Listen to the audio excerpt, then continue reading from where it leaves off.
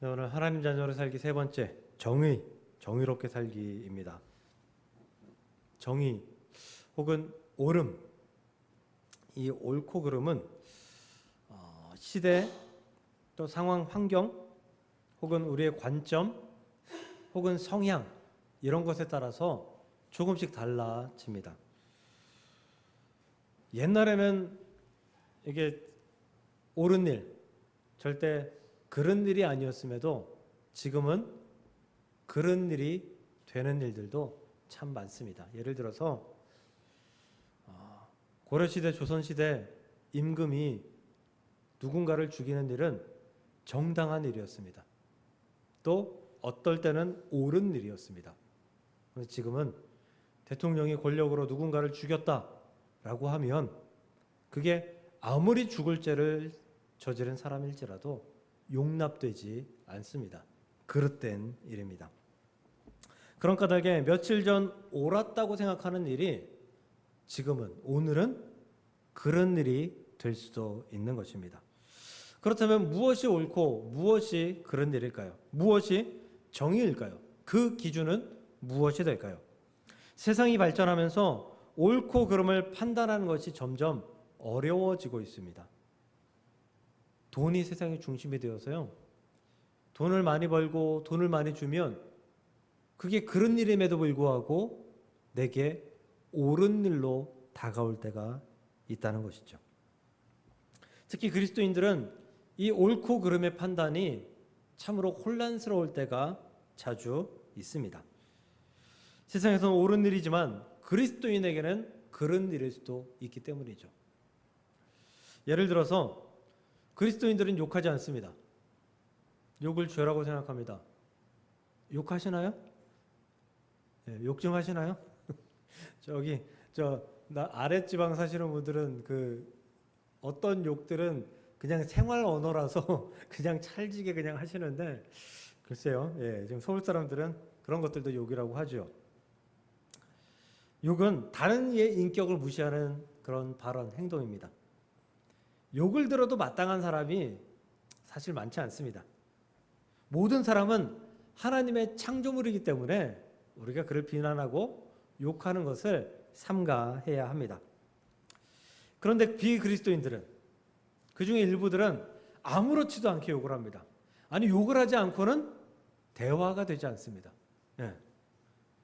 정말 문제인데요. 요즘 아이들은 이 욕이 욕인 줄 모르고 욕이 일상 언어인 줄 알고 그냥 말끝마다, 말 시작마다 욕으로 시작하고 욕으로 끝내는 그런 경향을 가지고 있는 아이들이 너무도 많습니다. 욕이 세상 사람들에게는 문제는커녕 아무것도 아니라고 생각이 되곤 합니다. 그러나 욕쟁이 그리스도인이 있다고 생각해 보십시오. 용납이 되십니까? 결코 용납되지 않을 것입니다. 하나님은 내 이웃을 내 몸과 같이 사랑하라 라고 했는데 그 이웃에게 막 욕을 퍼붓는다면 하나님의 말씀을 지키지 않는 것이기 때문입니다. 언젠가부터 묻지마 사건들이 뉴스에 많이 오른 일입니다. 일면식도 없는 사람을 때리고 폭행하고 추행하고 심지어 살인까지 저지르는 그런 문제가 생겼습니다. 그런데 이 문제에는 또 다른 문제가 따라옵니다. 그 또 다른 문제는 방관입니다. 방관. 그냥 쳐다만 본다라는 것이죠. 방관이 죄일까요? 방관했다고 법적으로 제재를 받을까요? 그렇지 않을 것입니다. 그런데 예수님은 마태복음 25장 40절에 내 형제 중에 지극히 작은 자 하나에게 한 것이 곧 내게 한 것이다 라고 말씀하셨습니다. 그 사람을 지키지 않고 그 사람이 당하는 모습을 그냥 쳐다만 본 것은 예수님을 지키지 않고 예수님을 돕지 않은 것과 동일한 것이다 라고 말씀하시는 것이죠. 그러므로 그리스도인에게 방관은 죄가 될 수도 있습니다. 그런 일이 될 수도 있습니다. 누가복음 10장에서 예수님은 선한 사마리아인의 비유를 들려주십니다. 한 사람이 강도 만나 거의 죽어가고 있습니다. 이를 가장 먼저 제사장이 발견하지만 피해갑니다. 성경에 다른 말도 없어요. 31절 마침 한 제사장이 그 길로 내려가다가 그를 보고 피하여 지나가고 끝이에요. 그를 보고 와서 두드려 보았던가 아니면 뭐 얼굴을 뺨을 이렇게 때려보면 살아있는지 확인했다던가 뭐 그런 이야기가 없어요. 그냥 보고 지나갔어요. 그것도 피해서. 바로 옆을 지나가면 상관 있는 사람이 될까 봐 피해서 지나갔다는 거예요. 또 다음 절. 레위인도 그곳에 이르러 그를 보고 피하여 지나갔다. 피하여 지나갔다. 방관입니다. 방관. 방관자들이에요. 그런데 예수님은 선한 사마리아인의 비유에서 이들에게 책임이 있다고 말씀하십니다. 방관은 세상적으로 죄가 되지 않습니다. 그런 일이 아닐 수도 있습니다. 그런데 믿음적으로는 죄가 될 수 있습니다. 그리스도인은 옳고 그름을 믿음적으로 판단해야 합니다. 오늘 말씀을 통해 우리가 그리스도인으로서 믿음적으로 옳고 그름을 잘 판단하고 또 정의롭게 잘 살아가고 있는지 스스로에게 질문하며 정말 옳은 삶, 정의로운 삶을 살아갈 수 있는 저와 여러분들이 될 수 있기를 주의 이름으로 간절히 축복합니다. 오늘 본문은 미가서입니다. 이 미가서는 기원전 750년에서 686년 동안 살아간 미가 선지자의 그런 어떤 저작으로 보여집니다. 지금부터 약 한 2800년, 2700년 그 정도 전이죠. 미가의 이름은 여호와 같으신 이가 누구인가? 라는 뜻을 가지고 있습니다. 신실한 선지자였습니다. 그런데 미가 선지자의 시대에는 미가 선지자는 신실했지만 이스라엘 백성들은 종교적으로 심각하게 타락했던 시기입니다. 우상 숭배를 했고요. 하나님 말씀에 절대 불순종했던 시기였습니다. 오늘 본문 이 미가서는 특히 이 미가서 6장은 하나님께서 이 미가와 함께 재판장에 서십니다. 그리고 재판장의 피고로 이스라엘 백성을 부르십니다. 미가가 하나님의 말씀을 대신해서 말씀합니다. 즉 현대로 얘기하면 재판장의 검사입니다. 검사가 피고에게 이야기하고 피고는 자신의 주장을 검사에게 하나님께 이야기하는 그런 모습을 그런 형식을 취하고 있는 고소의 형식이 있는 그런 말씀입니다. 오늘 보면 6장 6절과 7절 좀 떼어서 보도록 하겠습니다. 내가 무엇을 가지고 여호와 앞에 섰다는 얘기죠. 내가 번제물로 1년 된 송아지를 가지고 그 앞에 나아갈까? 여호와께서 천천의 수장이나 만만의 강물 같은 기름을 기뻐하실까? 이게 이스라엘 백성이 미가에게 하나님께 말씀드리며 또 혼자 독백하며 이야기하고 자신을 변호하고 있는 말씀이에요. 번제, 하나님께서 번제 좋아하시죠. 1년 된 송아지는 뭐예요? 아주 흠없고 순전한 송아지를 의미할 것입니다. 천천의 수장, 천천이라고 하면 100만 마리입니다. 100만 마리의 수장, 만만의 강물, 그것보다 훨씬 많은 강물 같은 기름은 이 양들, 소들, 짐승에서 짜낸 기름들이죠. 그것으로 제사 드리는 것을 기뻐하실까? 이 번제는 기름으로 드리는 거잖아요.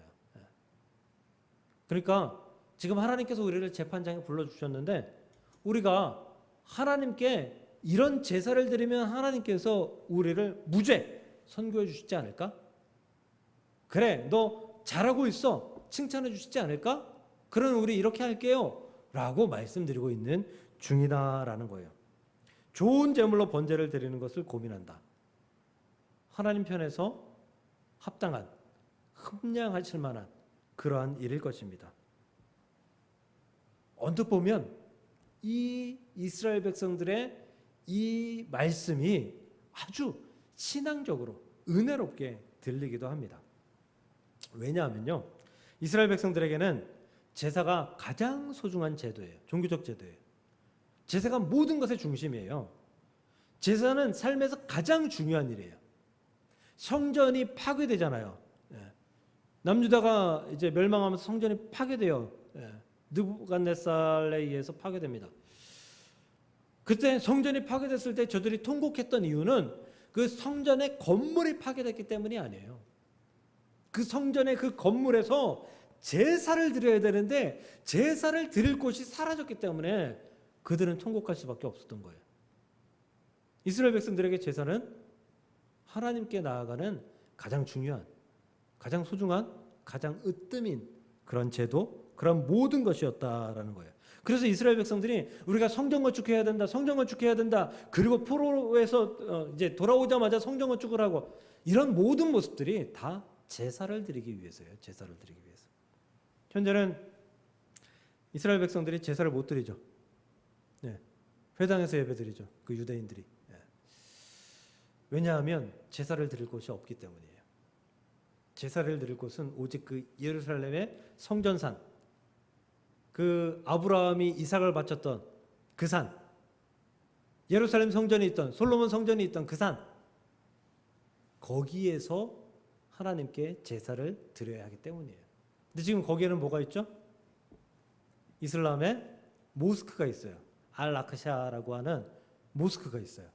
그 성전에 들어가지 못하니까, 유대인들은 들어가지 못하게 하니까 이 유대인들이 어디 가느냐, 성전의 서쪽에 가면 큰 벽이 있는데 그 벽에 손을 대고 매일마다 기도합니다. 매일마다 기도해요. 그 벽을 뭐라고 하냐 하면 통곡의 벽이라고 해요. 많이 들어보셨죠? 통곡의 벽. 네. 아마도 그 알라크샤가 있는 그곳에 다시금 유대인의 성전이 들어가기는 쉽지 않을 거예요. 거의 불가능할 거예요. 그러니 이들이 제사 모든 것이 제사인데, 하나님, 우리가 흠없는 그 송아지를 잡아가지고 하나님께 제사 드리겠습니다. 100만 마리의 이 순 양을 가지고 하나님께 제사 드리겠습니다. 만만의 기름을 가지고 하나님께 제사 드리겠습니다. 이게 이들에게 얼마나 큰 결단이고 얼마나 소중한 결단이고 얼마나 아름다운 결단이냐라는 것입니다. 근데 문제는 이것을 하나님께서 원하시지 않는다라는 거예요. 원하지 않는다. 하나님이 원래 제사를 원하지 않는 분은 아니에요. 제사를 원하시는 분이에요. 그런데 지금 이 상황에서 하나님이 이스라엘 백성들에게 제사를 원하지 않으세요. 왜? 제사를 받을 만한 그런 과정이 준비가 되어 있지 않기 때문이죠. 이스라엘 백성들은 뭐 하고 있었어요? 우상 숭배하고 있고 하나님께 불순종하고 있었다고요. 이 우상 숭배와 불순종을 돌이키고 나서 하나님 앞에 제사 드려야 되는데 돌이키지 않고 그냥 제사만 드리겠다고 하니까 하나님께서 받지 않으시는 거예요. 하나님의 마음을 고려하지 않는다라는 것이죠. 요즘 AI가 유행이잖아요. AI 좀 써보십니까? 뭐 챗 GPT, 뭐 제미나이, 뭐 이런 또 여러 가지 있더라고요. 그런 것들 예, 저는 이제 가끔 써보는데 이게 성경 구절 찾을 때 아주 좋아요. 예. 이 성경 구절이 어디 있는 것 같은데 이제 잘 기억이 나지 않으면 성경 이렇게 찾는 것보다 걔한테 한번 딱 물어보면 금방 찾아줘요. 예. 제가 물어봤어요. 뭘 물어봤냐면 대한민국 사람들이 가장 하지 못하는 말, 가장 하기 싫어하는 말. 네. 5위까지 뽑아줘 해가지고 이제 5위까지 뽑아주더라고요. 3위가 뭔지 아세요? 3위. 위로하는 말. 괜찮아. 네 잘못이 아니야.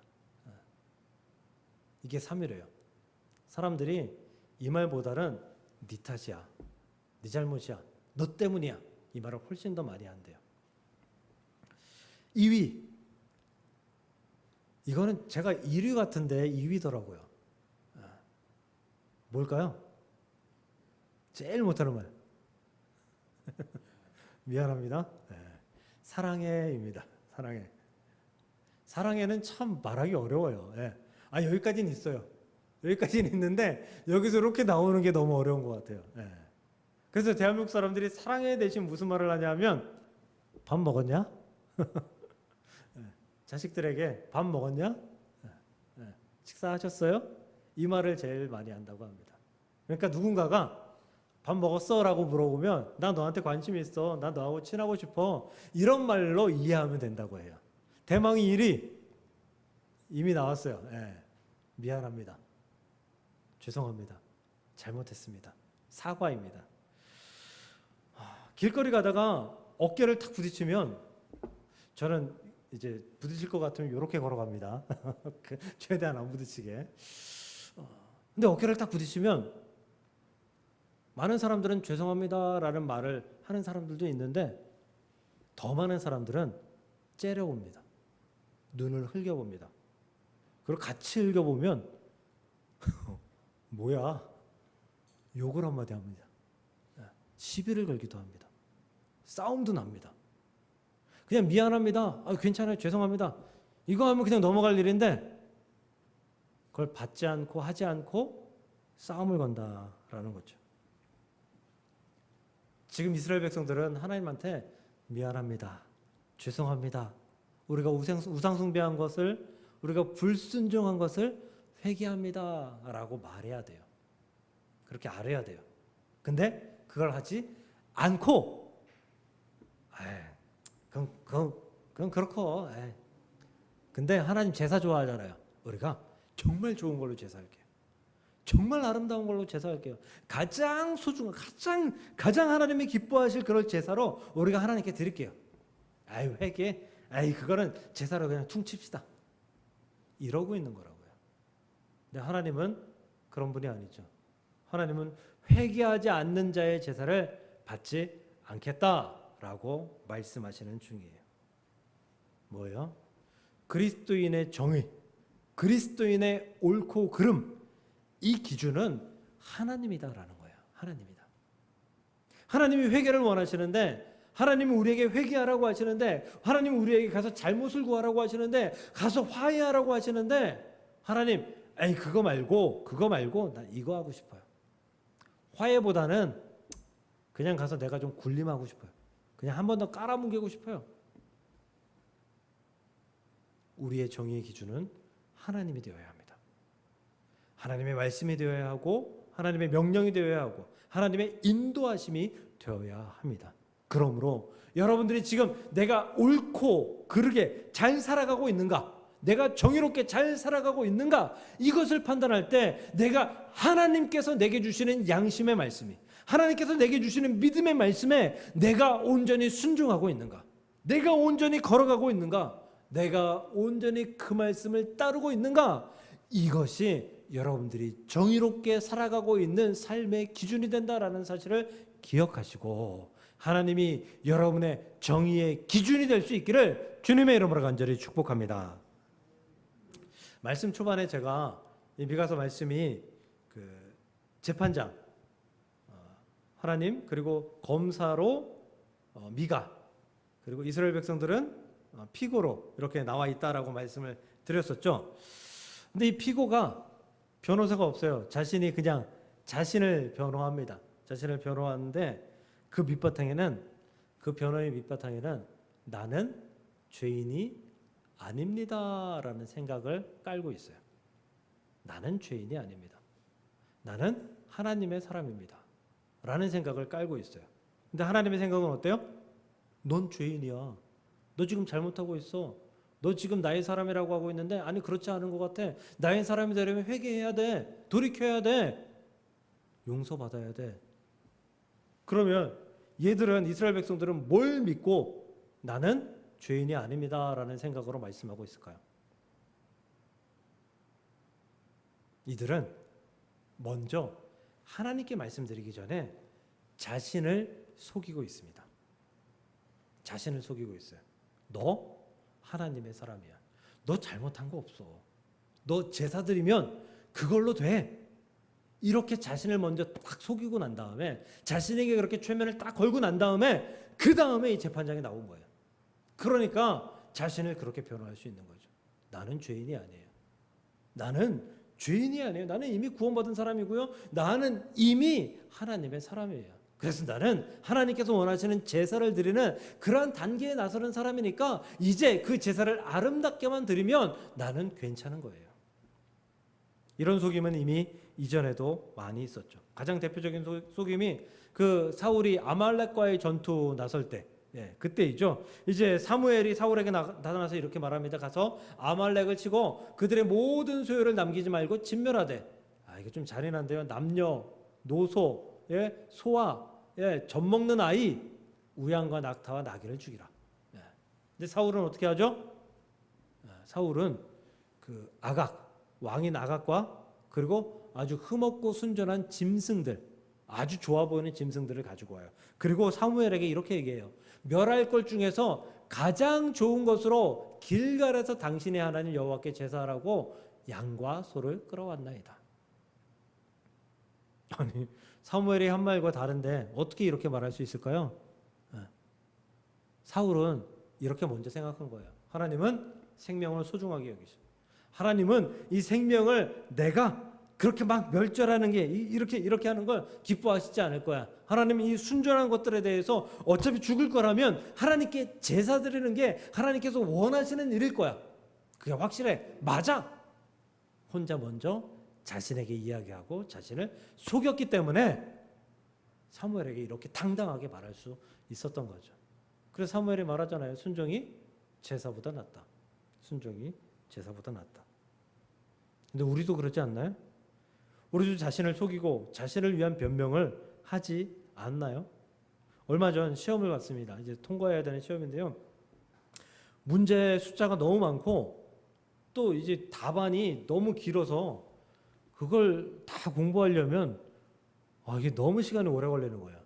그래도 열심히 봤어요. 근데 제가 좀 성격이 급해서 성질이 급해서 공부를 이제 다 하고 나서 시험 보는 시간까지 시간이 남으면 더 검토하고 공부를 해야 되는데 이렇게 생각해요.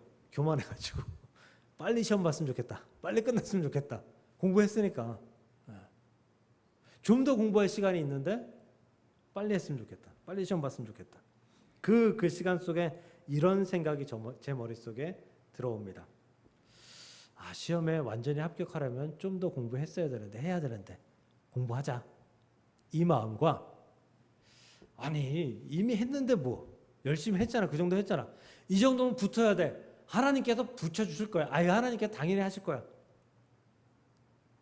공부 많이 안 해놓고 이 정도면 됐어. 이 정도면 합격할 거야 라고 자신을 기망하고 있는, 속이고 있는 저를 발견한 것이죠. 이 정도면 하나님이 붙여주실 거야 라고 책임을 하나님께 전가하고 있는 저의 모습이었다라는 거예요. 황우석 박사 사건 혹시 기억나세요? 다 기억하실 거예요. 그가 논문을 발표했을 때 전 세계가 놀랐습니다. 인간 복제가 가능해졌고 인류가 이제 더 오래 살 수 있다. 아니 어쩌면 영생할 수도 있다. 라는 그런 소망과 기대에 부풀었습니다. 그런데 결국은 제보자로 인해서 내부 고발자로 인해서 모든 것이 다 밝혀졌죠. 그에게 어떠한 원천 기술도 없었습니다. 어떠한 원천 기술도 없었어요. 그럼 그가 왜 그런 논문을 발표했냐? 그렇게 어떻게 속였냐? 왜 그랬느냐? 왜냐하면 그가 연구하기 위해서 연구비를 타내야 되는데 그 연구비를 타내기 위해서는 계속해서 그 분야에서 1위를 유지해야 됐던 거예요. 근데 그 1위를 유지하기 위해서 논문을 가짜로 쓰고 우연히 개발된 것, 우연히 성공한 것을 가지고 이제 실체라고 이제 속이면서 사람들을 기망했던 거죠. 지금은 그를 아는 사람들 거의 대부분이 그가 우리를 속였다라고 생각합니다. 그렇죠? 거짓말했다라고 생각해요. 그런데 아직도 그는 언론과 그리고 학계가 자신을 시기해서 질투해서 기술을 뺏어가고 그리고 자신을 비방해서 자신을 추락시켰다라고 생각하고 그렇게 주장하고 다닙니다. 이게 다 자기가 먼저 자기를 속였기 때문에 가능한 일입니다. 우리는 자기 자신을 너무도 잘 속여요. 괜찮아. 그만하면 됐어. 그게 하나님이 원하시는 일이야. 그 정도면 충분해. 그 정도 했으면 하나님도 기뻐하실 거야. 아니요. 그렇지 않습니다. 우리는 우리 자신에게 냉철해져야 합니다. 너그러움을 우리 자신에게서 빼앗아야 합니다. 나를 사랑해야 하지만 적당히 사랑하고 나를 사랑해야 하지만 나를 바라볼 때 사랑하기 위해서 오히려 객관적으로 냉철하게 바라보는 눈을 길러야 한다라는 것입니다. 그러므로 사랑하는 성도 여러분, 우리가 자신을 속이지 않고 정의롭게 살아가기 위해서는 자신에게 냉철해야 합니다. 자신을 속이는 것을 발견한다면 그 속임에 대해서 돌이켜야 합니다. 그래야만 정의롭게 살 수 있는 길을 벗어나지 않게 된다라는 사실을 기억하시고 나를 속이지 않는 나에게 정직한 저와 여러분들이 될 수 있기를 주의 이름으로 간절히 축복합니다. 마지막 세 번째로요. 8절 보면 여호와께서 내게 구하시는 것은 오직 정의를 행하며라고 하고 있습니다. 정의를 행하며. 히브리어로 정의를 미슈파트라고 합니다. 미슈파트. 근데 이 미슈파트라는 정의는 단순히 어떤 판결에서 법정에서 어떤 공평, 공정함 뭐 이런 것들을 떠나서 이런 것들을 넘어서서 관계 회복 그리고 약자를 보호하는 것 그리고 더 나아가서 하나님의 성품을 담는 것, 가지는 것 이것을 포함하는 게 미슈파트 정의입니다. 그러니까 삶의 어떤 모습, 태도 이런 것들까지 이야기하는 거죠. 성경에서 정의로 이야기하고 있는 또 다른 단어가 있는데 그 단어는 ጼ데크라고 합니다. ጼ데크. 이 ጼ데크는 아주 노골적으로 하나님과 올바른 관계에 기초한 정의로운 삶의 태도를 의미합니다. 아까 말씀드린 오직 정의를 행하며 삶의 태도, 즉 정의는 상태가 아니라 태도, 행위라는 거예요. 행위. 정의는 상태로 끝나는 것이 아니다. 정의는 행위로 끝나는 것이 행위로 이루어지는 것이다. 완성되는 것이다. 라는 말씀인 것이죠. 신명기 32장 4절 보면 그는 반석이시니 그가 하신 일이 완전하고 그의 모든 길이 정의롭고 진실하고 거짓이 없으신 하나님이시니 그의 모든 길이 정의롭고 모든 걸어가신 길이 정의롭고 그가 행하시는 모든 일이 정의롭다라는 거예요. 하나님께서 나는 정의로워. 나는 하나님이니까 나는 정의로워. 이러고 끝내신 게 아니다라는 거예요. 하나님이 일하신 일들, 모든 길들, 걸어가신 길들, 그 길들이 정의가 쫙 깔려 있다라는 말이에요. 정의는 행함입니다. 의와 공의가 주의 보좌에 기초라. 정의가 주님의 보좌. 주님이 보좌에서 뭘 하세요? 일하시잖아요. 주님이 일하시고 판결하시는 모든 것에 기초다라고 말씀하는 거예요. 정의는 가만히 있는 상태가 아닙니다. 정의는 움직이는 거예요.